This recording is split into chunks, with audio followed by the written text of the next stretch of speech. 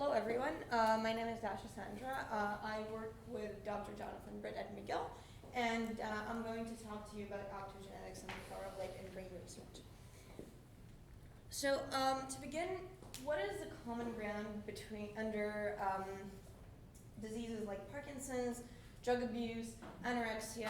All of these involve different kinds of behaviors, so movement, eating, reward-directed behavior, and yet there is something that unites all of them, and that is the brain functioning behind the scenes, and that raises and gives start to these behaviors. And in order to understand how these illnesses function, we need to understand where these behaviors come from. And for that, we use different tools, and one of the tools is optogenetics. Now, what is optogenetics? It's the possibility of making a neuron react, so turn on or off, with just shining a light on it. So to make the neurons activatable by light, we need three components. So there's the light-sensitive protein, the delivery of that protein into the brain, and the fiber optic cable to conduct the light. So the light-sensitive protein can be found naturally in algae, and it's a protein that when encountering a light of specific color, it opens a pore inside the membrane of the algae and allows small particles of sodium and chloride to flow in and out of the cell. And that pore is the way the neurons communicate between each other through electricity in the brain as well. And so we use this protein to make the neurons in the brain work kind of like the membrane of the algae, so to allow the ions, the particles to flow in and to be turned on or off as a result.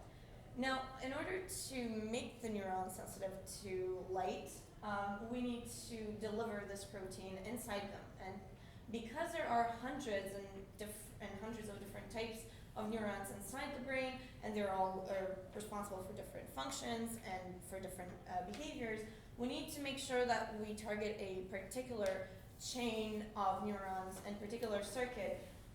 And for that, we attach specific genetic information. You can think of it as a brand that makes each type of neurons unique. And so by attaching that information to the protein, we can, when delivering it inside the brain, we can make sure that we really are targeting one particular circuit that we're interested in. And finally, we need to deliver light to the neurons themselves, and for that, we just insert a fiber optic cable right on top of them to shine light whenever we need it. We need them to be turned on or off. And there are also different types of light-sensitive proteins. So some of them can be turned on when the light is shown onto them, and others can be turned off when the light is shown onto them.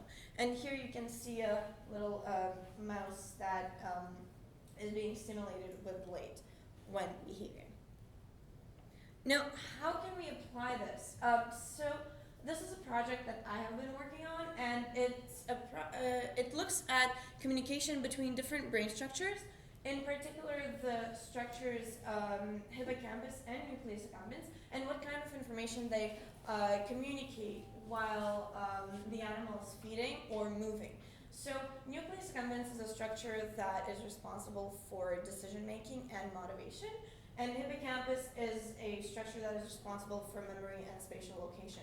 And so we were interested to see what kind of information the hippocampus is saying to nucleus accumbens when the animal is eating, and at what time during eating process does it say this information.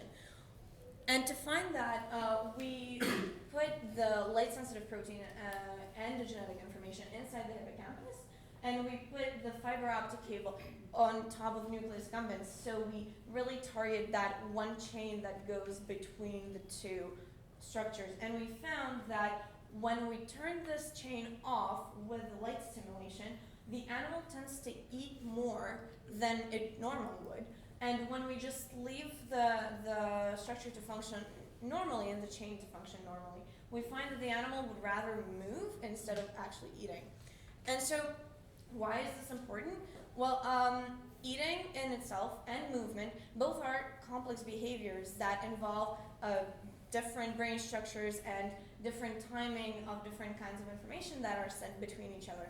And by finding what brain structures are involved and what kind of information they're sending and at what time, we can put this together and use that as a stepping stone to understand the behavior as a whole and to understand what can go wrong and how to counter it when it does.